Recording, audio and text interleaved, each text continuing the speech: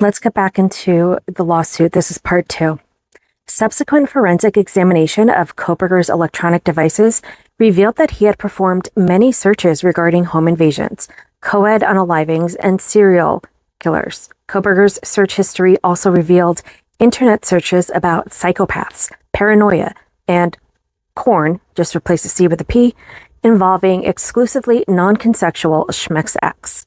Kohberger's search history also included research on a serial killer named Danny Rawling, who murdered 5 college students in Gainesville, Florida, by entering a college apartment through a sliding glass door, masked and dressed in black, and STABBED'd his victims to death using a K-bar knife.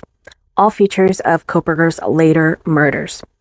Subsequent law enforcement investigation also revealed that Kohberger had driven around the home of the Schmurder victims in the middle of the night over a dozen times and as early as August 2022. Despite having a formal threat assessment team, a now common practice at universities to proactively identify, assess, and manage individuals who may pose a risk of violence, WSU wholly failed to follow that process with Kohberger and instead allowed his dangerous behaviors to escalate, while it simultaneously continued to support him financially, provide him with access to university resources and students, and keep him housed rent-free in the Pullman-Moscow community. As a result of WSU's actions and failures, 4 young college students were brutally murdered. The document then just states the parties, which are the parents of the victims who are coming into this lawsuit as a survival claim and a wrongful death claim as representatives of their states. WSU is a subdivision of the state of Washington and operates a public university with campuses across the state of Washington. All acts and omission of defendant alleged in this complaint are alleged to have been committed by agents and or employees of the defendant, which is the Washington State University, acting within the course and scope of their agency and or employment, including members of the WSU Department of Criminal Justice and Criminology, members of the WSU Police Department, and members of the WSU. The document now talks about factual allegations common to all counts. Stalking is a serious and prevalent risk to college students. Stalking is a serious and prevalent threat facing college-age young adults both on and off campus. Up to 40% of college students, particularly women, report being stalked since entering college. The highest rates of stalking are experienced by students 18 through 24 years of age. Most stalkers are also students. Stalkers on college campuses are more likely to be acquaintances of the victim, such as a classmate, friend, or someone else that they recognize. Those diagnosed with autism spectrum disorders are also more likely to engage in stalking behavior. In addition to being a crime, stalking is commonly a violation of university policies and a violation of Title VI of the Education Amendments of 1972. It is critical for universities to promptly identify and appropriately respond to stalking behavior.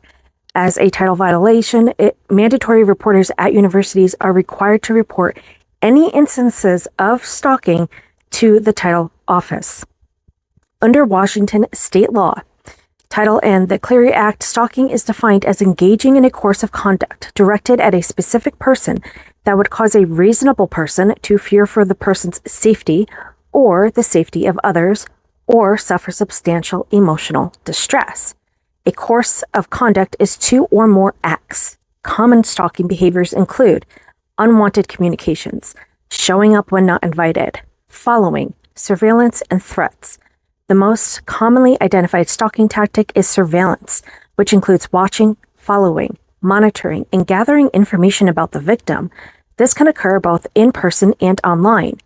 Tactics that include intimidation or menacing behavior are also common with stalking.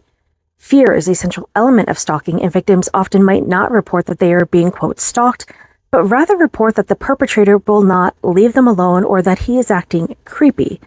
Stalkers commonly use coercive control tactics to exert power and control over their victims. Stalking is often associated with physical and sexual violence, and studies show that stalking increases the risk of homicide by 3-fold.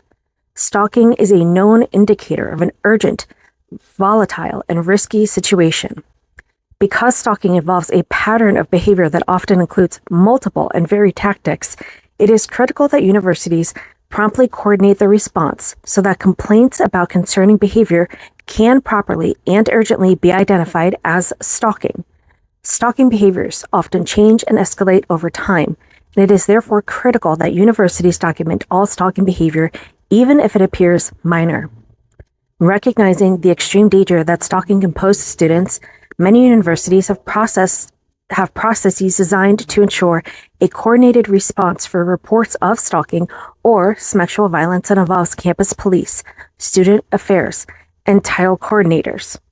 WSU, in particular, has implemented policies and procedures designed to prohibit, prevent, and intervene in situations involving discriminatory, harassing, stalking, or predatory behavior, and to discipline its employees and students who engage in these behaviors.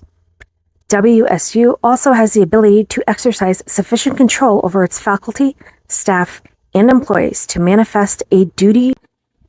WSU has policies and procedures to control, conduct, and prohibit and prevent discrimination, harassment, and stalking. As discussed further below, WSU recruited Kohberger from the East Coast to the WSU Graduate School and hired him to be an employee of the university. WSU was obligated to control Kohberger under the requirements of its employment agreement with him. WSU gave Kohberger a written offer of employment to serve in the role of a teaching assistant, which offer Kohberger signed in agreement. Under the requirements of the employment agreement, WSU was obligated to control Kohberger.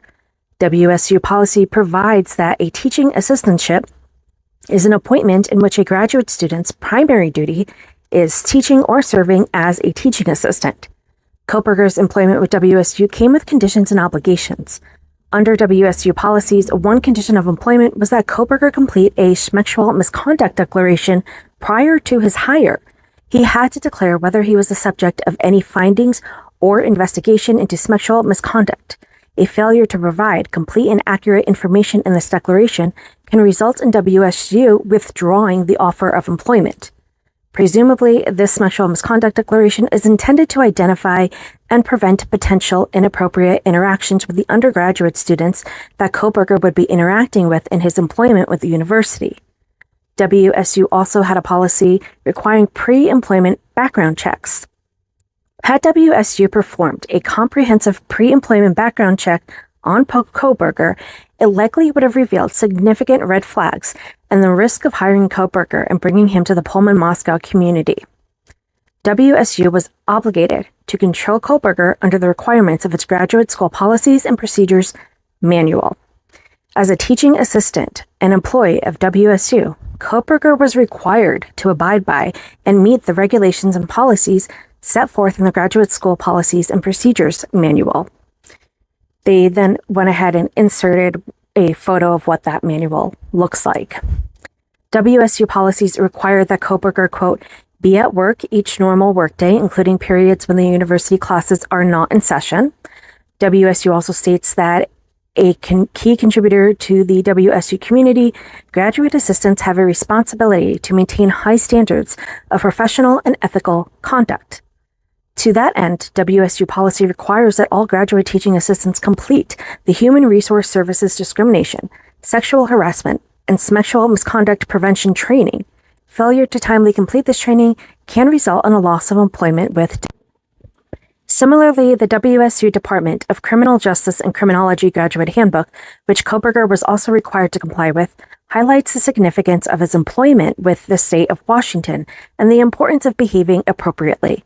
It should be remembered that TA appointments qualify the student to be an employee of both the university and the state. Students are expected to uphold the standards of professional conduct that are implied by this status. In particular, students should be familiar with policies regarding inappropriate workplace conduct, amorous relationships, and respect for undergraduate students. Unsatisfactory performance of TA responsibilities could result in a discontinuation of funding as determined by the chair in consultation with relevant faculty. Moreover, as a teaching assistant employed by WSU, the university had increased supervision and oversight responsibilities with respect to Kohberger's conduct. WSU policies state that departments and programs working with teaching assistants should provide adequate supervision and training. WSU is also obligated to control Kohberger under its standards of conduct for students. WSU policies state that termination mid-semester can be recommended if a teaching assistant encounters performance difficulties, such as continual deficient performance or misconduct while performing the duties of the assistantship, misconduct while engaging in other educational activities, violation of the university's academic integrity policies, or violation of the university's standards of conduct for students. If a WSU graduate teaching assistant is suspended or expelled as a result of a violation of the standards of conduct, their assistantship is terminated immediately. The standards of conduct set forth WSU's policies regarding certain conduct by students and employees, like teaching assistants.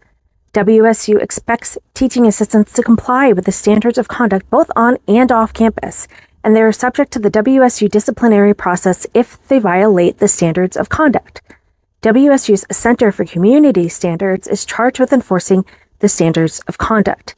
A WSU representative previously testified in another lawsuit against WSU involving a student's death off campus that the Center for Community Standards can respond to reported violations that occur off campus if they create safety concerns or if they impact the reputation of the university negatively.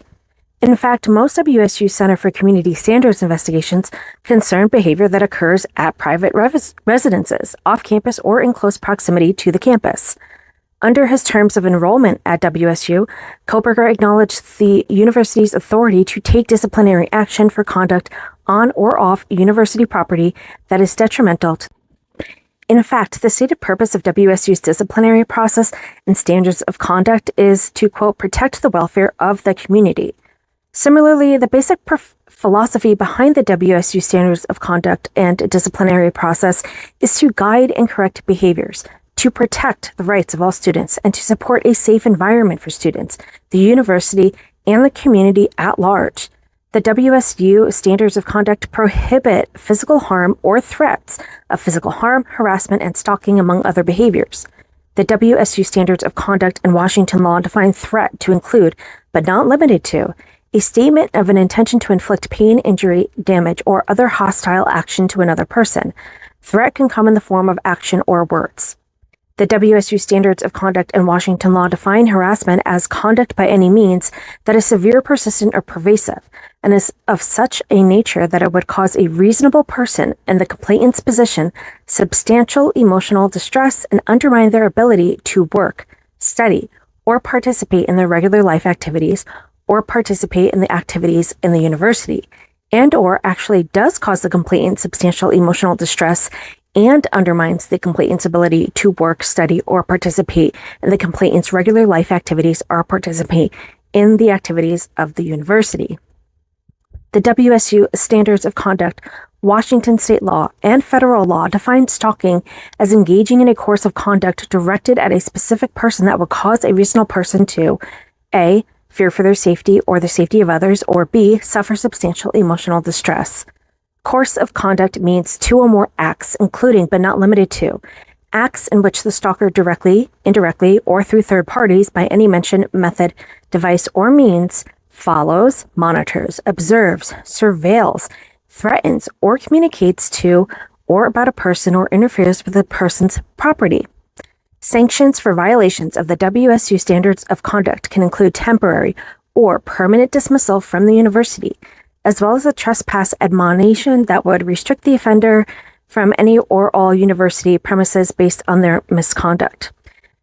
WSU also has a policy prohibiting discrimination and harassment called Executive Policy 15 that obligated it to control Kohberger and which it recognizes can impact the community. And then they shared that Executive Policy 15 and basically shared that it's broader than Title VI, and therefore conduct that does not technically violate Title VI can, however, still violate Executive Policy 15. And the Executive Policy 15 generally applies to all students, faculty, staff, and others that have an association with WSU. So, like Title VI, Executive Policy 15 prohibits stalking. The policy also requires that all WSU employees, including student employees who have information regarding sexual harassment, must report that information to WSU's Compliance and Civil Rights Office. Sexual harassment includes stalking. Let's end right here for part 2, and I will see you over in part 3 to continue reading it, which is going to go into a lot more detail, as well as the aftermath of other